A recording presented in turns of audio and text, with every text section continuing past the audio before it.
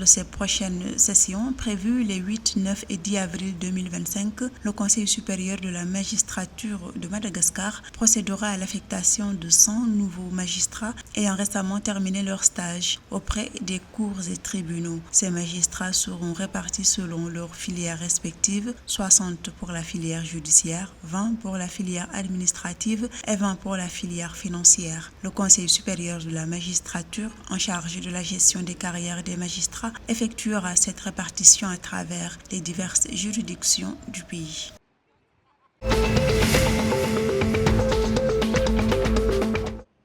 Narendra Modi est arrivé à Maurice mardi 11 mars 2025 pour une visite d'État de 2 jours à l'occasion de la célébration du 57e anniversaire de l'indépendance du pays le 12 mars 2025. À l'invitation du Premier ministre mauricien Navin Ramgoolam, cette visite met en lumière les liens historiques, géographiques et culturels entre Maurice et l'Inde. Durant son séjour, le responsable indien rencontrera les autorités locales pour renforcer les relations bilatérales et promouvoir la coopération en matière de sécurité et de développement dans la région de l'océan Indien.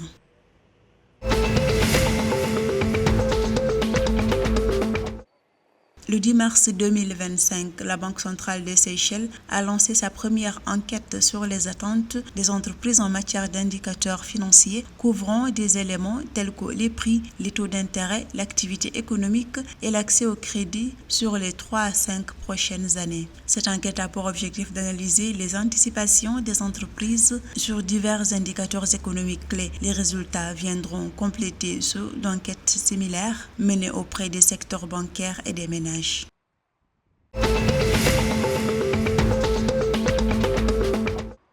Parmi 167 pays et territoires, Madagascar occupe la 83e position avec 5,33 points sur 10 dans le classement annuel des pays les plus et les moins démocratiques pour l'année 2024, publié par du Economics Intelligence Unit. Ce classement offre une analyse approfondie des tendances politiques à l'échelle nationale, régionale et mondiale. La position de Madagascar reflète la situation politique du pays en 2024, une année marquée par des élections législatives de mai et les élections communales de décembre.